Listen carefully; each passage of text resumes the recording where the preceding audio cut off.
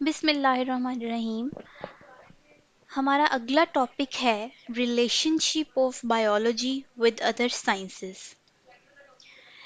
Bio, जैसे मैंने आपको बताया कि साइंस की ब्रांच है और साइंस खुद itself is a very vast field. तो बायो भी इस तरह बहुत वास्ट फील्ड है और इसका रिलेशनशिप अदर साइंसेस के साथ बहुत इम्पॉर्टेंट है। ठीक है, ये आपके सामने एक इमेज है। बायो हर तरीके से किसी ना किसी तरह फिजिक्स से भी रिलेट करती है, केमिस्ट्री से भी रिलेट करती है। ठीक है, और इकोनॉमिक्स देखें तो उससे भी रिलेट करती है। ठीक है, अगर हम फॉर एग्जांपल बहुत मेन सी हम एक एग्जांपल मैं आपको बताती हूँ जिससे अगर आपको बात की समझ इजीली आ जाएगी। ये है बायो जियोग्राफी। ठीक है, अब बायो जियोग्राफी, जियोग्राफी ये होती है कि ये जो अर्थ पे हम अर्थ की स्टडी करते हैं ना, उसको हम कहते हैं।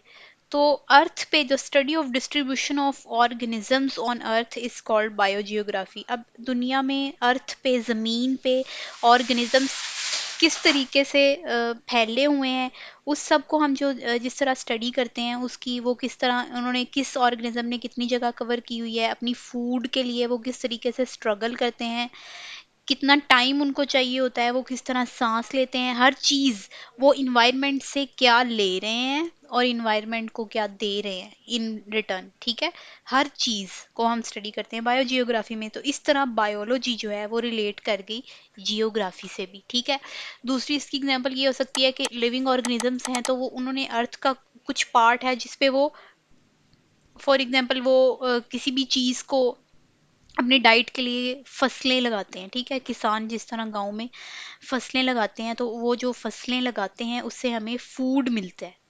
ठीक है, उस फूड को अब हम क्या ऐसे प्रोसीजर्स करें कि हमारे पास फूड जो है उसकी प्रोडक्शन ज़्यादा हो।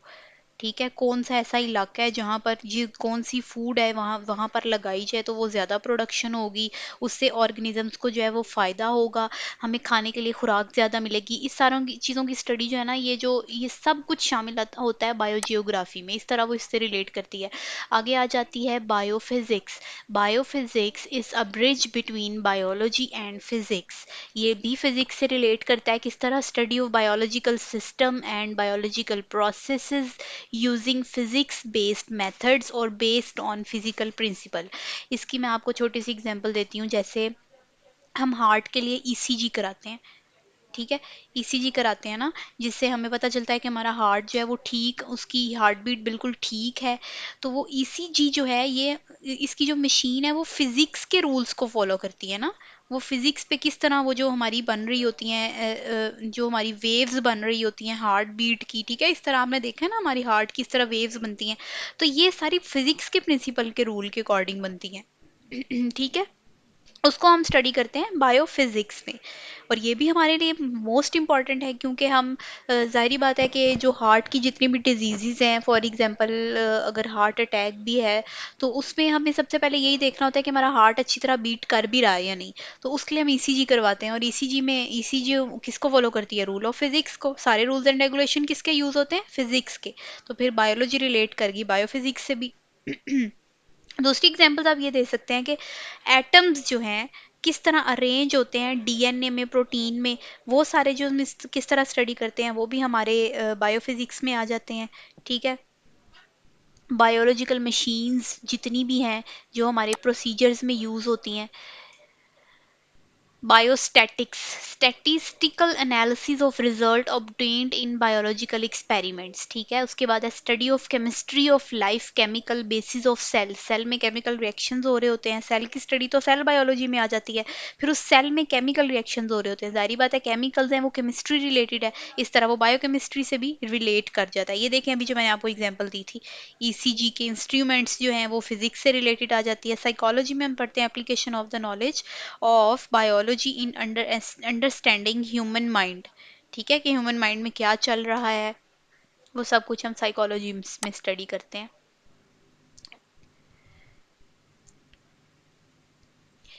नेक्स्ट आ जाए बायो इकोनॉमी पे। बायो इकोनॉमी भी बहुत इंपॉर्टेंट एक रिलेशन है बायोलॉजी का economy, which uses renewable natural resources to produce food, energy, products and services. ठीक है, एक्सपेरिमेंट्स किए जाते हैं, देखा जाता है कि कौन सी ज़मीन पर कितने किस रेट पे कितना उस पर इन्वेस्ट किया जाए, तो वहाँ पर अगर हम किसी भी तरह के प्लांट्स या कोई भी फूड रिलेटेड, हम कोई भी जो किसान हैं जो फसलें उगाते हैं वो अगर उगाई जाती हैं तो वो हमें कम इन्वेस्टमेंट करके लेस इन्वेस्टमेंट में हमें कहाँ पर ज़्यादा प्रोडक्शन मिल रही है, ठीक है, प्रोडक्शन कहाँ पर ज़्यादा हाई है और हमें ज़्यादा बेनिफिट है, उसको हम सब कुछ स्टडी करते हैं बायो इकोनॉमी में।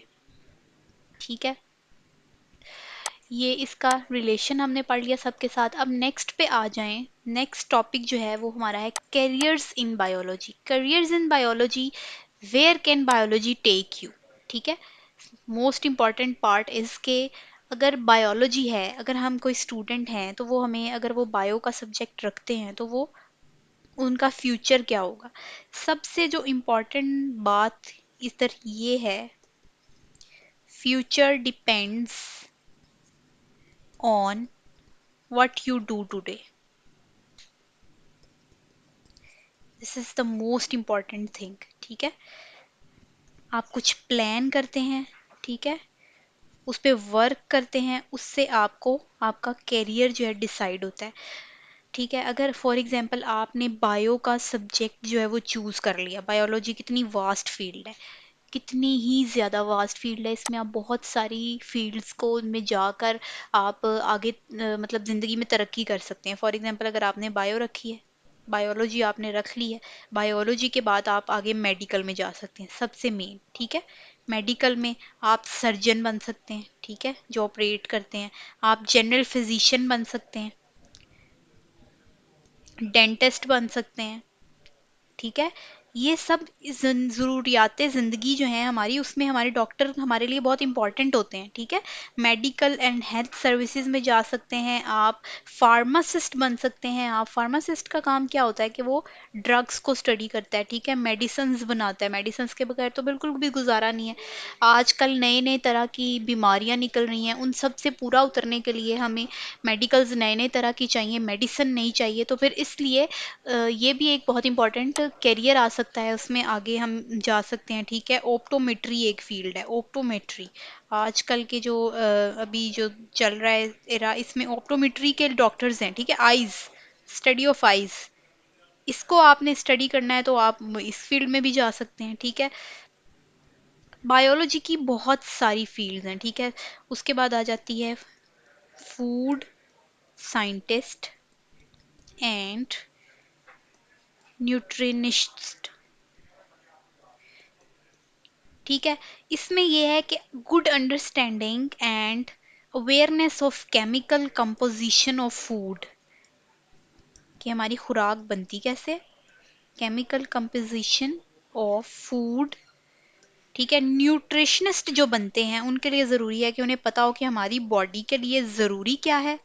ठीक है, हमारी बॉडी के लिए ज़रूरी क्या है और हमारी फूड में क्या चीज़ इंपॉर्टेंट है जो हमें एक हेल्दी ह्यूमन बीइंग बना सके।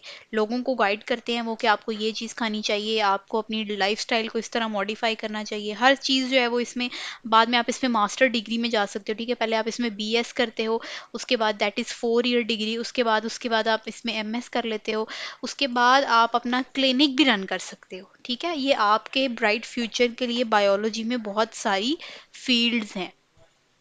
ठीक है, बायो से रिलेटेड एक फील्ड ये भी हो सकती है कि आप अगर आप ये स्टडी करते हो कि किस तरीके से प्लांट्स को ज़्यादा, मतलब नेचर को, इन्वायरमेंट को साफ रखा जाए, प्लांट्स ज़्यादा से ज़्यादा उगाए जाएं, तो ठीक है, फॉरेस्ट्री में भी आप जा सकते हो। ठीक है, उससे में ये होता है कि आप लोगों को नए नए आइडियाज़ देते हैं कि किस तरीके से हम ज़्यादा प्लांट्स ग्रो करके, ज़्यादा फर्टिलाइजर्स और हर चीज़ को यूज़ करके किस तरीके से हम अपने इन्वायरमेंट को इम्पॉर्टेंट बना सकते हैं, और सीड्स, नए नए तरह के सीड्स को निकाल के आप इस फील्ड में अपना नाम बना सकते हैं। तो इस तरीके से बायोलॉजी में बहुत सारे कैरियर्स हैं स्टूडेंट्स के लिए। बायोलॉजी बहुत वास्ट फील्ड है, स्टडी ऑफ लिविंग ऑर्गेनिजम्स है। लिविंग ऑर्गेनिजम्स में आप प्लांट्स को भी स्टडी करते हो, एनिमल्स को भी स्टडी करते हो, लिविंग ऑर्गेनिजम्स को स्टडी करते हो, हमारी ज़िंदगी में आने वाले जो मुश्किलात हैं, जो बीमारियां हैं, उनको स्टडी करते हो, जितने वायरसेस हैं उनके अगेंस्ट वैक्सीन्स बनती हैं।